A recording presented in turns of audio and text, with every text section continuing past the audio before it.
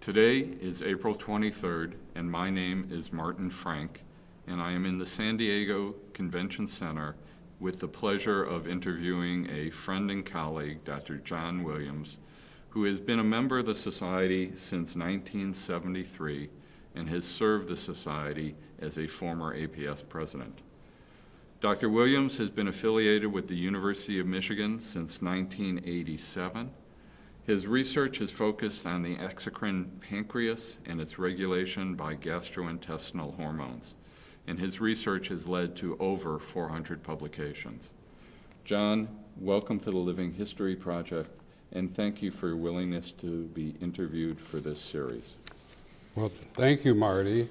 I've been a strong supporter of this program, but I've put off doing it, but in view of your pending retirement, I felt like it was time to do it.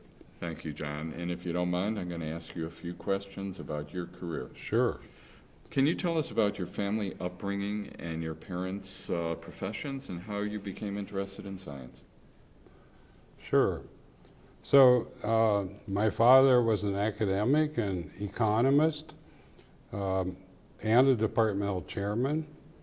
And my mother was an English teacher, although as people were wont to do in those days, when she started a family, she quit working and was home all the time, which was a real pleasure. When I was about 7 years old, we moved to Ellensburg, Washington, where my father became departmental chair, and that's where I grew up. It's a small town in eastern Washington. Had about 8,000 or 9,000 people then, and today it's 15,000 with a state university, Central Washington. So there are several ways, I guess, I developed my interest in science. The first was reading. Reading was really encouraged in our house. The library was an important part of our environment. And I was a voracious reader. I read all sorts of things, mostly nonfiction about the natural world. I read the books of William Beebe, who invented the bathyscape and was the first person to go long distances underwater. I read Jacques Cousteau. I read about dinosaurs and paleontology. I also read William Douglas's, who was former Supreme Court Justice, travel books, and he traveled widely in Asia and Afghanistan, Pakistan. So I had a lot of interests that tended toward science. I also got interested in science from the natural world. We lived on the edge of town, and my brother and I could climb the fence, wade a creek, and be in woods where the creek ran through it. And we would build dams and catch crayfish and go fishing and all sorts of outdoor activities. Later on, I joined the Boy Scouts and did more organized things. But I think that gave me a real appreciation for the natural world. This was also fostered by my father's friends, and some of this, I guess, is probably serendipitous, although I'm not really sure what my parents thought I was going to do. But, you know, family friends would take me bird watching. One of the biology professors at Central showed me how to embed material in paraffin and make a very simple microtome using a nut and a bolt. And you have the bolt just partly into the nut, fill up that cavity with your specimen, then you can twist the bolt, pushing the paraffin forward, and use a razor blade and cut a section. And he showed me how to use a microscope, and then later on, I'm not sure whether it was a gift or my parents purchased it, but I got a brass microscope from the early 20th century from one of our local physicians who wasn't using it anymore because it was outdated, but it worked fine for me. So there were a number of things that sort of pushed me toward science, but it wasn't a real rich environment at that time. I mean, it was a teacher's college and in a small town, but somehow I guess I got the idea that it would be good to go into medicine. I don't think it was because I wanted to do research originally, it was because I was interested in helping people. And so I started, into a pre-med curriculum. After you got your pre-med degree at Central Washington, you went on to the University of Washington in Seattle, where you met a friend of mine who I got to know as well, Walt Woodbury. And he was the one who motivated you, stimulated you to get into research. And I'm curious how that transition developed. Sure. Well, after I was admitted to medical school, I got, a letter in the mail saying there was a program if you wanted to come early for the summer, you could do research in a lab.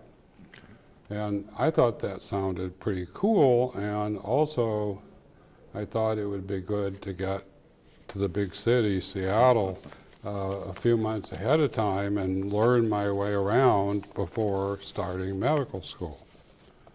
So this is where the serendipitous portion comes in. When I got there, I found there were about 6 people in this program, and they had 6 faculty that were going to take us on, and they had to match us up. So they got us in a room and they told us what the people were doing, and then we ranked their projects 1, 2, and 3. Well, I put Walt Woodbury's project as number 3 because it was electrical and I had sort of enjoyed my physics classes.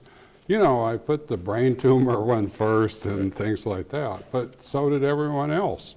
Okay. And I was the only one who had put down Walt Woodbury's project in their top 3. So I got assigned to Walt's lab, and I think if I had been assigned to someone else, I might have become a pathologist, or something like that. But he was a physiologist, and that started me on my career in physiology.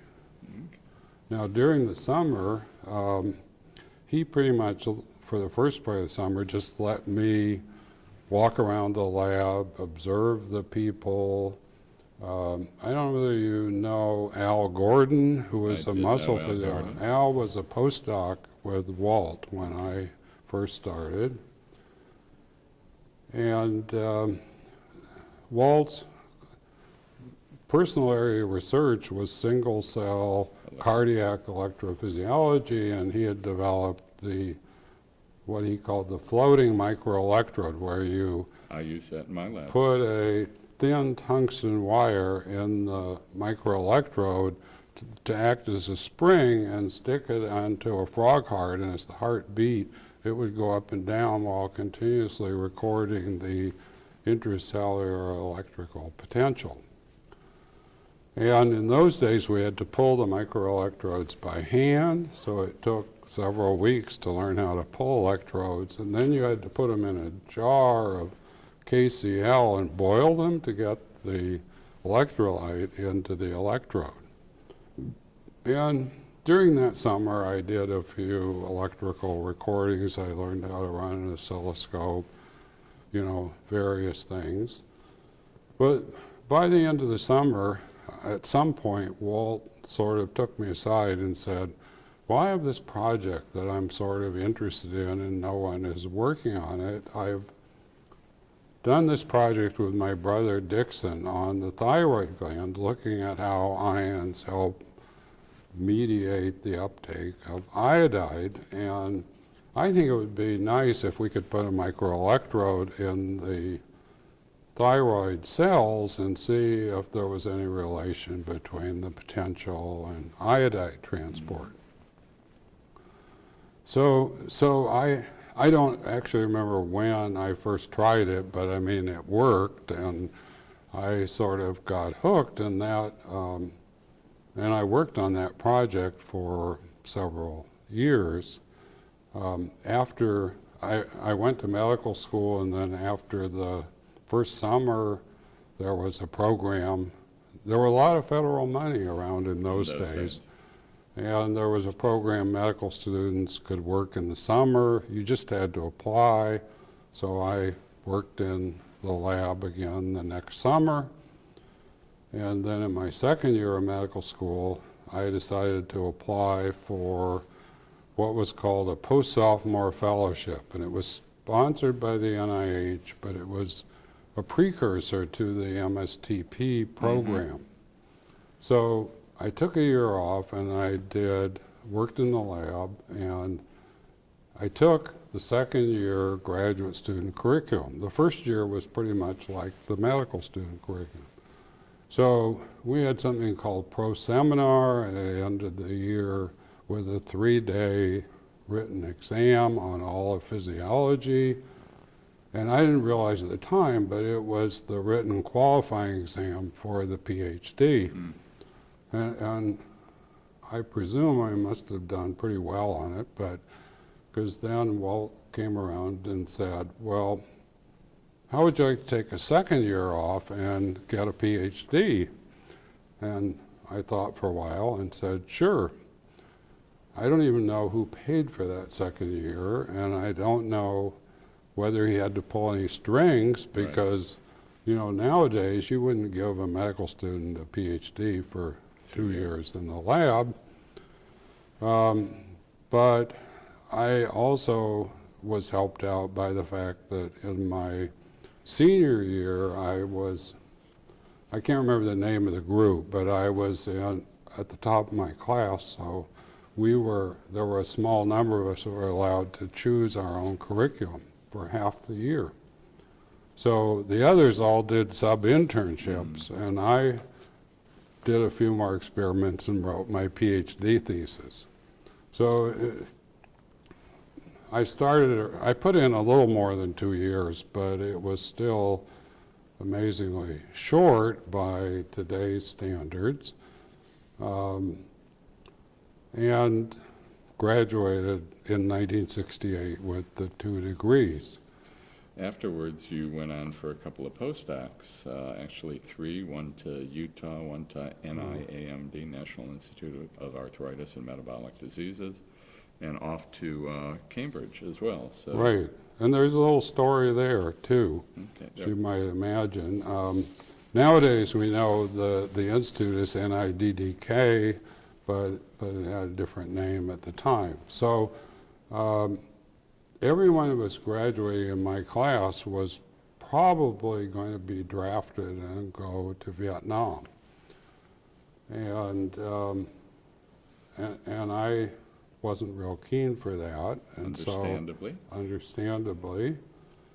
And so I applied for a fellowship at NIH that would put me in a commissioned officer slot. That was part of the Berry plan that kept Yeah, people. so I can't remember, I was a junior commander or something. I never wore a uniform, but I was in the military for 2 years. And the sort of subtext here is before we could graduate, we all had to go talk to the chairman of medicine, Bob Petersdorf, and he was really pissed that I had decided I was going to go into research and not into clinical medicine, because he wanted me to go to Mass General or somewhere, you know, for a prestige internship, because that did well for the school, and I had decided I didn't like getting up in the middle of the night to deal with medical issues. So anyway, to make a long story short, I had a slot to NIH, but there was a backlog. Everyone in my generation in academic medicine was in the queue to go to NIH, and so I had a year to spend, and I decided, and Walt wanted me to go to Salt Lake City, where his brother Dixon was, and worked with Dixon for a year. And so I did that, but when I got there, I found that Dixon was actually off on sabbatical for the first 6 months, and they passed me on to a junior faculty associate who was, I think, an assistant associate professor, but used the techniques and I actually ended up getting 5 papers out that year, 4 in the Journal of Physiology. Okay. So I was able to make use of their techniques to study electrolyte distribution, intracellular pH, not much on the thyroid, but helped me get more background in that general area. So then after the year was, and at that time, our first daughter, Rachel, was born in Salt Lake. I got introduced to river rafting by the Wasatch Mountain Club. A number of parents would point at my beard and say, "Look, son, there goes Brigham Young," because beards weren't allowed in Salt Lake at that time. Yeah. And we enjoyed a year in Salt Lake, although occasionally we didn't like it when they wouldn't serve us coffee with our ice cream, because coffee was not accepted. So then I went to NIH, and when I got to NIH, I found that the person I was supposed to work with had shifted areas, so there was a little hustling around, and I ended up working with Jan Wolf. And Jan Wolf is a biochemist, still is, although he must be retired by now. I haven't kept in real good touch with him. And he studied iodide transport, lipid metabolism. He was a product of the Chaikov lab at Berkeley. And he also pretty much, maybe partly because of the way I came into the lab, let me sort of choose my own research. We would talk about it, and I decided I wanted to try to set up some model systems for studying thyroid secretion in vitro. And because of my interest in ions, you know, we looked at the effects of ions on secretion. We did the first work showing microtubules and microfilaments were involved in secretion. I think by that time he decided I had a good thing going, and he got much more involved, and he was a very rigorous thinker. I think he was born in Germany or somewhere outside the United States, and we would occasionally go to parties at his house, and people would speak all kinds of languages, and we felt inadequate.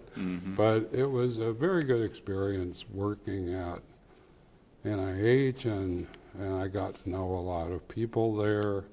How'd you happen to go off to Cambridge? Well, at the end of my time, when it got toward the end, I mean, later Jan said, you know, you could have stayed here for a 3rd year. Your work was going so well, but he never said anything to me at the time. So I did 2 things. I applied for jobs, and I applied for this Helen A. Whitney Fellowship. And I got, you know, several people that were interested in me, but the one that was most appealing was Fran Ganong, because I was a West Coaster, and so he had me out there, and basically he gave me a really sweetheart deal. He said, we'll give you a job, and it's on paper, but you can come whenever you want to. Go off to Cambridge, work as long as you want, then come to San Francisco and start your faculty appointment. And he practically gave me credit for my time in Cambridge on promotion to associate professor, because I was only an assistant professor a couple of years. So at Cambridge, I wanted to go to Cambridge to work with Keith Matthews. And Keith was never really well known, but he was one of the first people, really the first person to record electrically from beta cells and show there were glucose-stimulated electrical potentials. So when I arrived at Cambridge, Ola Peterson came at the same time from Copenhagen and worked in the next rig to me. And there was another faculty member, Howard Rasmussen from Yale, who was there on sabbatical. And then Philip Dean, Keith's PhD student, doing the electrical recording from ILS. So it was a fantastic scientific environment, and they wanted me to work on brown fat, and I did some. I did some on the thyroid, because I now had back to having an electrophysiology rig, and I started there doing my work on the exocrine pancreas. And Ola and I and Keith published a major paper which showed for the first time that secretion was driven by intracellular mobilization of sequestered intracellular calcium. And you heard Ola was talking about it in his canon lecture the other night. And it's kind of interesting that at that time the physiology, you know, the British physiologists have their own quirks, as we all know. And the Journal of Physiology authors were listed in alphabetical order. So I was the last author on the paper, even though I did all the work. Not all the work. I did most of it, and Ola did a sizable chunk, and Keith was the first author, and he consulted and gave us advice, although he had developed the assay for measuring amylase activity online. So anyway, we had a really nice year at Cambridge. By that time, we had our second child, who we'd adopted in Washington, D.C. We drove around England in a Ford Anglia. We visited Denmark because we had some friends from Washington, D.C. who were at Aarhus. I actually met Hans Using when I was over there. And after a certain time at Cambridge, you know, surprise, surprise, I decided, well, I don't really need these guys to tell me what to do anymore. I think maybe I'll go to San Francisco and start my own lab, you know, and I did, and we arrived in January of 1973, and I spent 15 years there. Well, a couple of things related to UCSF is obviously Frank Ganong, as you mentioned, was the chair there, a former APS president, and obviously it was a really dynamic environment for research. And then you developed your collaboration with Ira Goldfein, and so can you tell us a little bit about those aspects of your career? Well, I think I was probably Fran's first hire. He had been recently took the chair. The whole UCSF environment was very dynamic. You know, physiology had some really good people in it, but it was a health science campus, and I got my lab set up and started attracting people working in the lab and publishing, and you know, Fran must have seen something in me because he started appointing me to various committees, and it's known as giving somebody else the work so he could representing the department on interdepartmental committees, so I got to know people from other departments. And after I'd been there, I guess it must have been 7 or 8 years, by 1980, I was a full professor and appointed as vice chair of the department. So it's hard to say specifically what he did, but I think he helped me with my career, learning how to organize things and you know. So also at this time, I met Ira Goldfein, who you mentioned. Ira was also in the NIH in what some people called the Yellow Berets. Although we didn't know each other real well at the time, he was working with Jesse Roth on insulin receptors. And So after I'd been at San Francisco for a few years, you know, we came in contact and started talking, and he was working on insulin receptors, and we decided it would be nice to study how insulin regulated the exocrine pancreas, because the islets are embedded in a sea of exocrine tissue. And I think the first person who really worked on that was Murray Cork, who was an endocrine fellow. You know, we characterized the insulin receptors on the acinar cell and showed effects on protein synthesis, glucose, you know, the usual sort of things.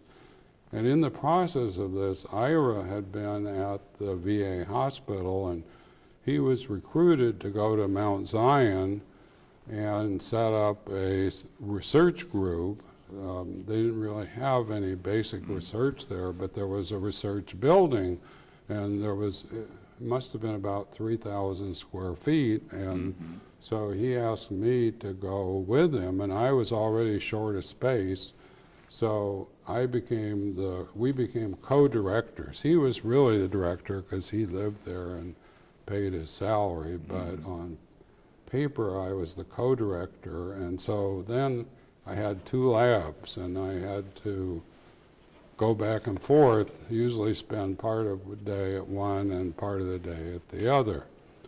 And within a few years, I had got a program project grant, including Ira and Bill Rutter, the chairman of Biochem, and, you know, was joined by a number of other, you know, fellows, Craig Logston, Roger Little, I said Murray Cork. These are people who all went on to become funded investigators, and most of them became departmental chairs or division chiefs or things like that. In 1987, you went off to the University of Michigan to take over as chair of physiology from Horace Davenport, who was also a former APS president. Tell us about the move and obviously getting out from the shadow of a long-standing chair in Michigan. Right, well, actually, I did not directly succeed Horace. There was another person in between us, Jack Costjo. That's right. And Jack was chair for about 7 years, and then he stepped down, and Jean Jacquet was the acting chair for a couple of years. Okay. So when I arrived, Horace was an emeritus professor. He had an office, and he basically just wanted to be left alone. He was always very cordial to me. He was working on his historical papers, which I was supportive of. I had an interest in history as well, and had taken a class in medical history in medical school. And we had him occasionally. He gave a seminar once a year. He reviewed some prelim papers and made a lot of very acerbic comments on the students. Once he gave a seminar that didn't make sense because there was a mispronounced or a typo that changed the total meaning of the word. And it was done, and it turned out it was a little embarrassing because a Chinese graduate student had misspelled this word, which changed its meaning, and he reviewed that paper. And so he gave a whole talk on the subject, taking his title from the mistypoed, but that's his sort of humor, you know. So we got along fine. Actually, the people I didn't get along with so well were the traditional organ system physiologists who were a little bit threatened, I think, by someone coming in from the outside. At that time, the department was in need of a rejuvenation, rebuilding. That's probably why they brought in someone from the outside. my friend Tachi Yamada, who was chair or division chief of gastroenterology, was on the search committee. He and I were on a study section together, and he kept saying, "You need to come to Michigan. We got this terrific job. It's a terrific place." He's a real booster. Oh, yeah. So he got me to come, you know, and probably had a good deal. I think at one point I heard the story was the basics, they weren't going to put enough money in. I mean, packages were really small in those days. It's like 750,000, but they weren't going to do it, so Tachi went to Bill Kelly, the chairman of medicine, and medicine topped off my package because I've always had a joint appointment in medicine. So, and I think they were partial to having, for various reasons, another GI physiologist. I decided that the department needed to build in the molecular physiology area. My first recruitment was Linda Samuelson, who's here today, here at the meeting. And you may or may not know, Linda is now the John Williams Professor of Physiology. I think I had heard that. And of course, and I am the Horace Davenport Professor of Physiology. So during that, I was chair for 20 years and recruited a lot of people. Had some people turn me down who wanted to go to the coast. It turned out I was actually pretty good at recruiting, and I don't really, it's hard to know why, but I think one of the reasons I was good is I'd made it very personal. Things were simpler in those days. I went to the airport, picked up the candidates, took them out to dinner, showed them around town, and then the next night had them go out to dinner with the faculty who hopefully told them what a great guy I was, you know. And so I should have mentioned, we did have some cellular physiologists in the department, Christy Carter-Sue, Dave Dawson, Clinton Webb. Dave and Clinton went on to be chairs. Another person I recruited, Joe Metzger, I mentored him up through professor, and then he went to the University of Minnesota. So I must have been an okay model as chair. I think you probably were, John. So, yeah. Tell us a little bit about what you think your most significant contributions were in physiology. Yeah, don't be shy. Well, that's a very hard question, and that's the only one I had difficulty because I don't really feel that I have any one single major contribution. I mean, there was my research, and I think that I moved the field of pancreatic physiology into the molecular days and developed techniques. But you know, now that I've ramping down my career, you know, you realize that fame is fleet. Right. And all the work that we did on characterizing receptors for ligand binding, no one pays much attention to now. So the science moves on. Science moves on. I also think the work I did mentoring trainees in the lab and mentoring junior faculty was important. You know, I'm known around our school as Mr. Pancreas because I'm a booster for the pancreas, but I sort of take pride in the fact that when you go to a meeting of the American Pancreas Association, there are more of my alumni there than practically anyone else, and 3 of my alumni have been president. And I was president 25 years ago. Right. So I think that was a significant contribution. I built a major department into a better one. I mean, my philosophy is always, you know, you take what you got and you work with it and you make it better. Right. Right. There may have been something else that I had, but I can't remember. I guess the other thing is that I've sort of touched on, but I feel I have always been good at was mentoring junior faculty. And that takes work too, just like mentoring graduate students. When I started out, I didn't even know, I didn't have a mentoring philosophy, you know. We didn't even use the word mentor. I understood. Yeah. You have been a member of the APS for a long time. You've been in the scientific research community for a long time. Since we're here at the APS annual meeting, I have to ask how the meetings have changed today relative to what they were like when you first started coming to meetings.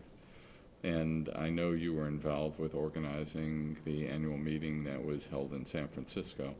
And so some of those thoughts would be Right. great. Well, the first meeting I went to was probably the FOSSEB meeting in Atlantic City when I was a graduate student. Right. And I also went, the first IUPS International Congress was in 1968. That was the first meeting where we had Soviet and Eastern European scientists, and they all walked around with minders. And it was sort of interesting to be there in Washington, D.C. That was 68 in Washington, yeah. The other big thing that you mentioned is at that time there were 2 meetings a year. There was the FOSSEB, which became EB in the spring, and then there was a Physiology Society meeting in the fall, which traveled around the country and was in different places. And one of those years, it was in San Francisco. And as we talked about earlier, Fran Ganong had volunteered to host it and then proceeded to delegate work out, and I found myself as chair of the local arrangements committee. So I didn't have to organize the program, but I had to organize the social program, not the science program. The but I had tours. Right, and my big coup was we bused 5 or I don't know how many people, but a lot of buses up to the Napa Valley, had a tour and a catered dinner at Sterling Vineyards, all the wine people could drink, came back to the Sheraton Hotel, you know, close to midnight, and it was a wonderful evening. It's a good thing you had buses. Right. I know how physiologists Yeah, drink. you wouldn't want to have to drive. That's right. Yeah, so, but I think the main thing that the Physiology Society did for me was to give me an avenue into the broader scientific world nationally and internationally, as opposed to just being at my university. And I think, you know, this was partly going to meetings, but it became more prominent when I became editor of the American Journal of Physiology, GI, and Liver. And also I got on the steering committee for the GI section and eventually chaired it. Right. And so on. So again,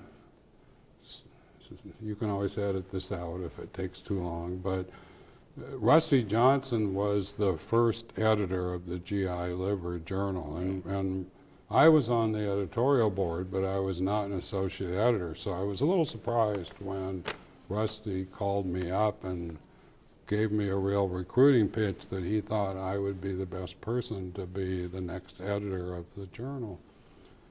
And I said, well, Rusty, I haven't even been an associate editor. Maybe I would be better off starting out there.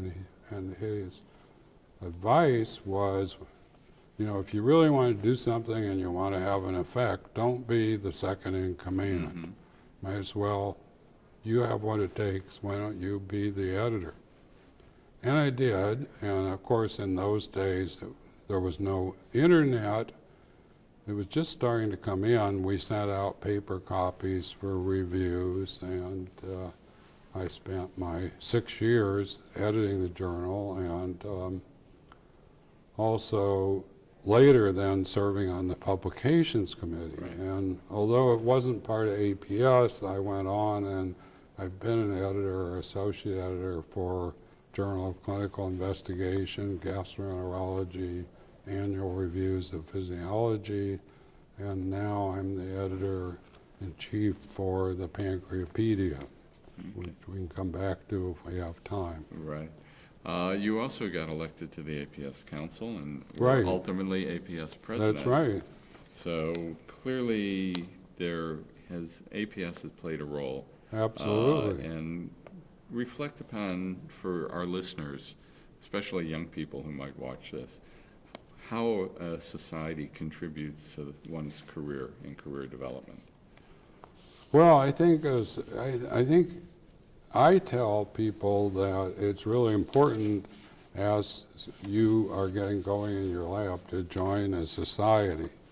Now, in the old days, physiologists always joined the Physiology Society. Some people now are misguided and join the Biophysics Society or the Endocrine Society or something else, but I mean, I think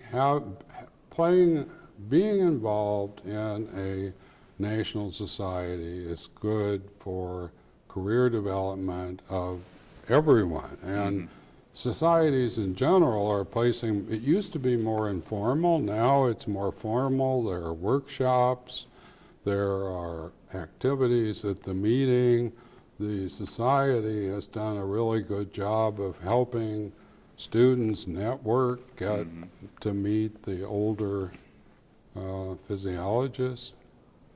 So it's all part of this development of mentoring, which I think society and individual people have realized is an important part of keeping our discipline moving forward, attracting new blood, making sure people succeed.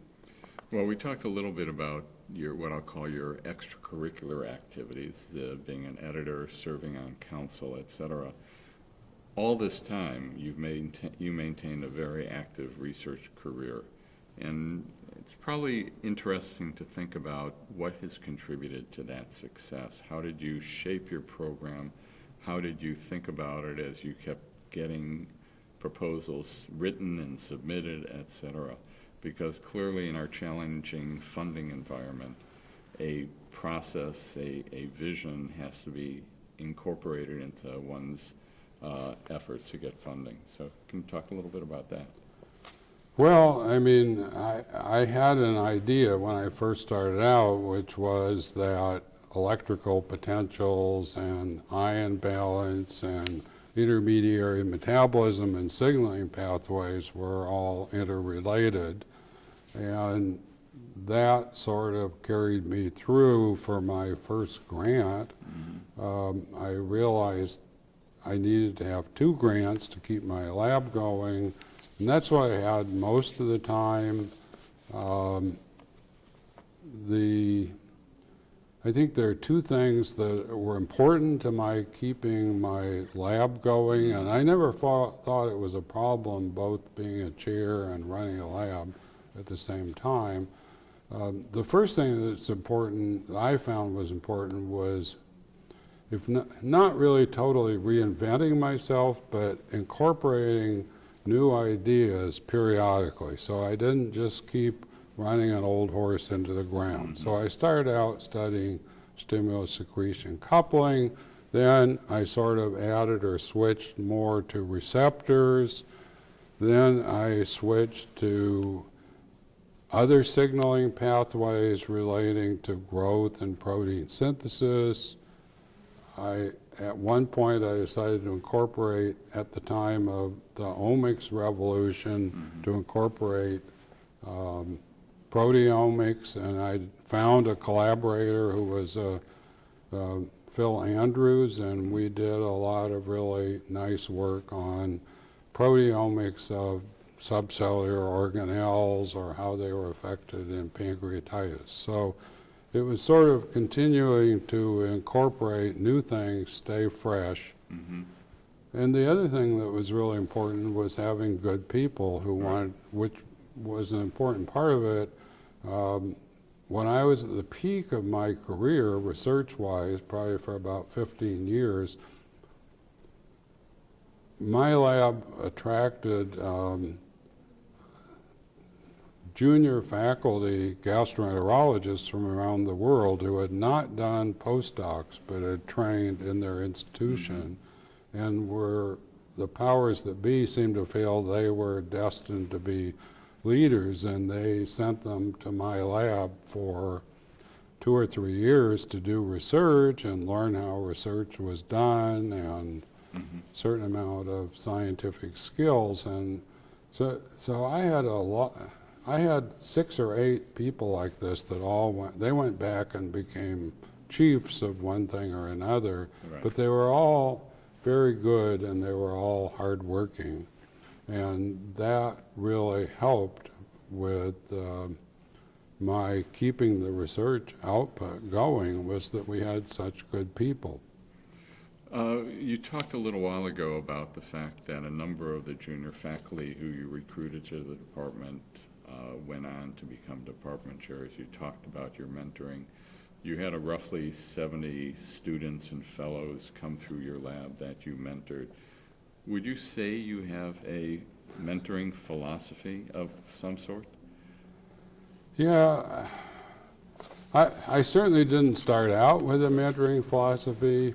You know, in retrospect, I think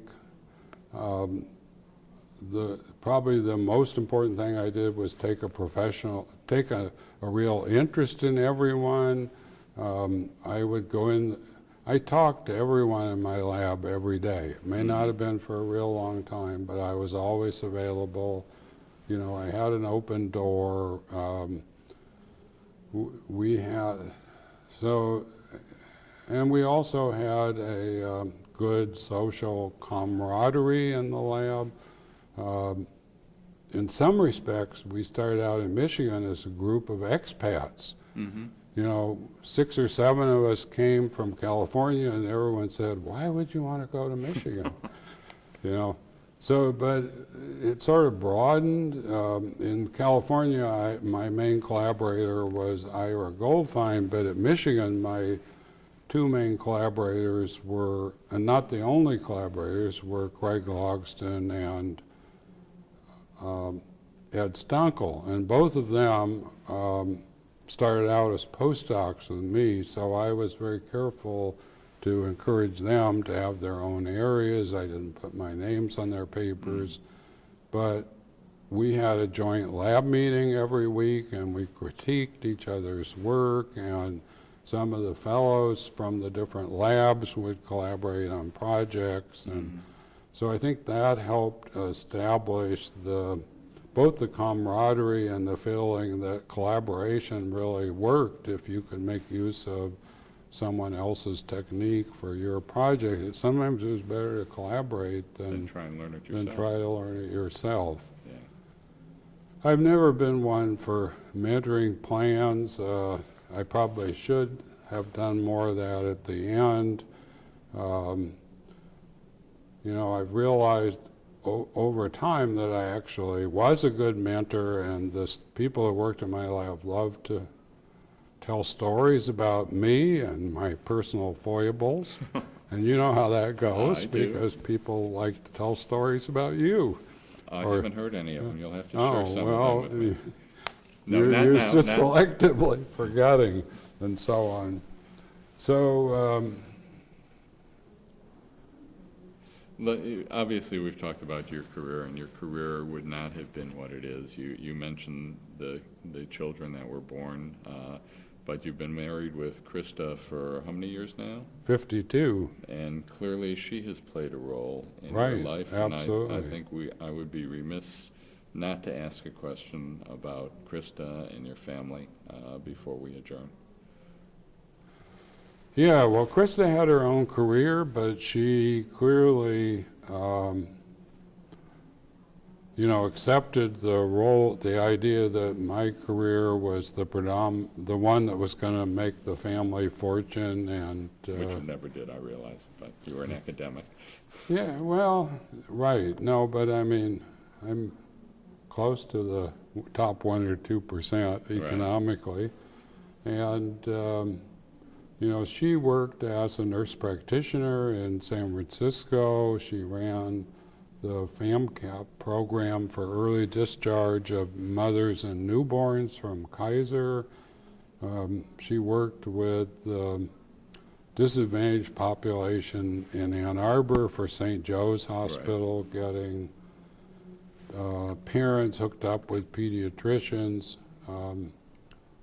She's always been a very nurturing person. Well, thank you, John. I just wanted to thank you for your agreeing to sit for this living history interview.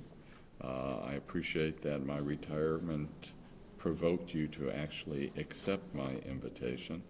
And I want to thank you personally for your friendship and for your leadership within the society. And I wish you much luck in the future. And the same to you. Thank you.